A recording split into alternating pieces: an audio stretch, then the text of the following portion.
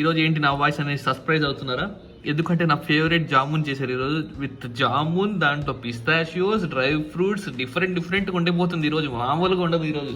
Come on, let's see ఈరోజు ఎలా ఉంటుంది. 200 గ్రామ్స్ మైన గులాబ్ జామున్ పౌడర్ నేను ఒక బౌల్లో వేసుకుంటున్నానండి. గులాబ్ జామున్ పౌడర్లో కూడా 2 టైప్స్ ఉన్నాయండి. ఒకటి మిల్కీ మిస్ట్ ఉంది, ఒకటి నార్మల్ గులాబ్ జామున్ పౌడర్ ఉంది కదండి. సో నేను వాడేది మటుకు మిల్కీ మిస్ట్ అనమాట. అది చాలా టేస్టీగా ఉంటుంది గులాబ్ జామున్. కొన్ని వాటర్ వేసుకుంటూ మనము గులాబ్ జామున్ని స్మూత్గా మనం మిక్స్ చేసుకోవాలి. సో కొన్ని వేసుకుంటూ మిక్స్ చేసుకోవాలి. హార్డ్గా మటుకు అస్సలు మిక్స్ చేయకండి. చాలా సాఫ్ట్గా మిక్స్ చేస్తే మీకు చాలా సాఫ్ట్గా గులాబ్ జామున్ అవుతుంది. సో ఇంకా మూత పెట్టి ఒక 15 నిమిషాలు రెస్ట్ ఇవ్వాలి. అంతలోపల మిక్సీ జార్లో కొన్ని పిస్తాషూస్ వేసుకొని నేను బాగా పౌడర్ లాగా చేసుకోవాలండి. అప్పుడు మనం లోపల స్టఫ్ చేసుకుంటే గులాబ్ జామున్ లోపల అది మనకు చాలా కలర్ఫుల్గా ఉంటుంది.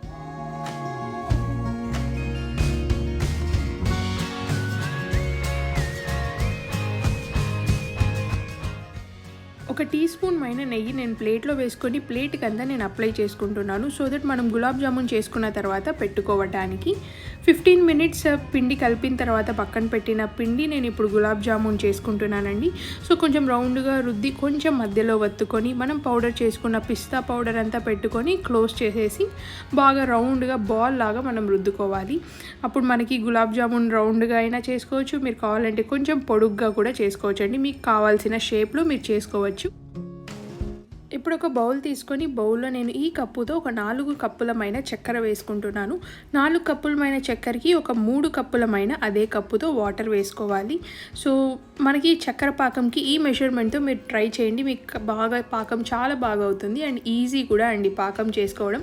కొంతమంది పాకం కొంచెం అటు ఇటు అయినా కొంచెము గులాబ్ జామున్లు తెల్లగా అయిపోతాయి, అలా ఉంటుంది కదండి. మీరు మన వీడియోలో చెప్పినట్లు ఫాలో అవ్వండి, మీకు పాకం కరెక్ట్గా అవుతుంది. చక్కెర వేసి ఒక 2 నిమిషాలు అయిందండి. కొంచెం చక్కెర కనపడుతుంది కదా.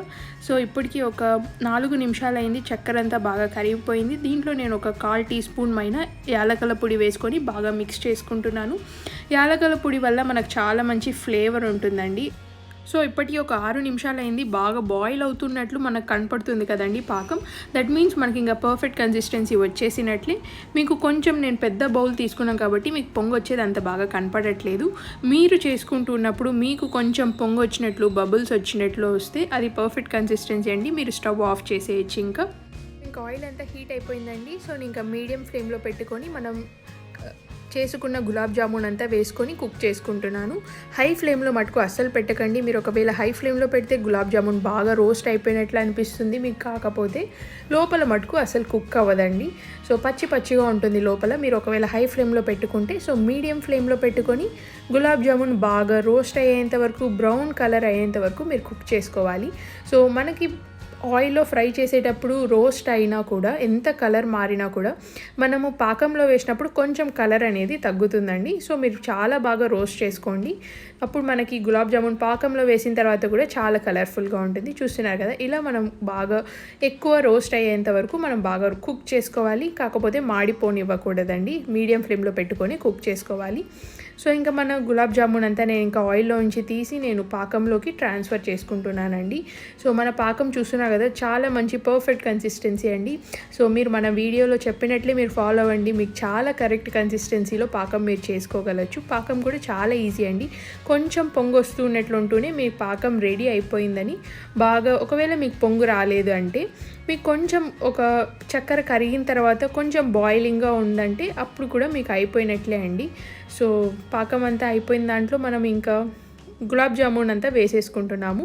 సో ఇది ఒక 15 నుంచి ఒక 20 నిమిషాల వరకు రెస్ట్ ఇస్తే మనకు పాకం అంతా బాగా గులాబ్ జామున్లో అబ్జార్బ్ అవుతుందండి. అప్పుడు చాలా స్వీట్గా ఉంటుంది, సాఫ్ట్గా అవుతుంది. So it will be very tasty అండి. వేడిగా గులాబ్ జామున్ ఎప్పుడు తినకూడదండి, అది కొంచెం చల్లారిన తర్వాతనే తినాలి.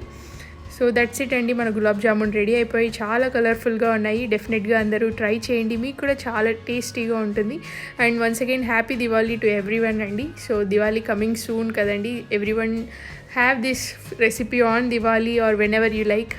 సో ఇంకా మనం ప్రిపేర్ అయిపోయిందండి, రెడీ అయిపోయింది. ఒక అర్ధగంట సేపు నేను పాకంలో నానపెట్టాను గులాబ్ జామున్ అంతా.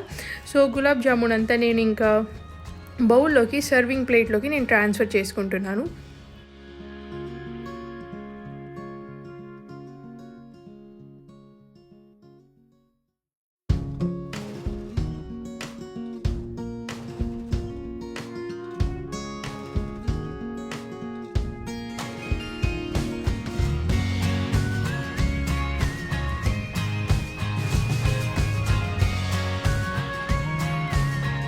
ఫైనలీ టేస్టింగ్ టైం అండి. ఈరోజు అన్నయ్య టేస్ట్ చేస్తున్నారు. సో అన్నయ్య ప్లీజ్ టేస్ట్ ఇట్ అన్నయ్య.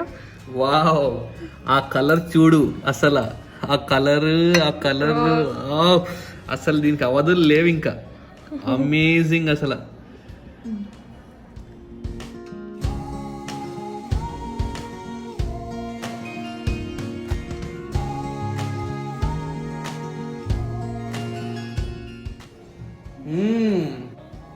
Awesome, super. Thank you so much అన్నయ్య. సో ఇది చాలా టేస్టీగా ఉంది, ప్రతి ఒక్కరు ట్రై చేయండి. సో ఫైనలీ గులాబ్ జామున్ చాలా టేస్టీగా, మౌత్ వాటరింగ్గా, డెలీషియస్, మార్వెలస్ అండి, చాలా టేస్టీగా ఉంది. సో ప్రతి ఒక్కరు ట్రై చేయండి. ఇంతే కలర్ఫుల్గా మీరు కూడా ఇంట్లో చేసుకోవచ్చు. సింపుల్ అండి, చాలా ఈజీ రెసిపీ. సో కాకపోతే కొంచెం టైం పడుతుంది అంతే, but it is worth while అండి. సో ప్రతి ఒక్కరు ట్రై చేస్తారని నేను అనుకుంటున్నాను. If you get the recipe so good and డెఫినెట్గా వస్తుందండి. So then definitely comment in our comment section. So that's all about today's video and tomorrow with another recipe will be coming soon. So thank you so much. Meanwhile keep watching videos on our YouTube channel and definitely subscribe cheyandi kottaga meer visit chestu unte. Thank you so much. Take care.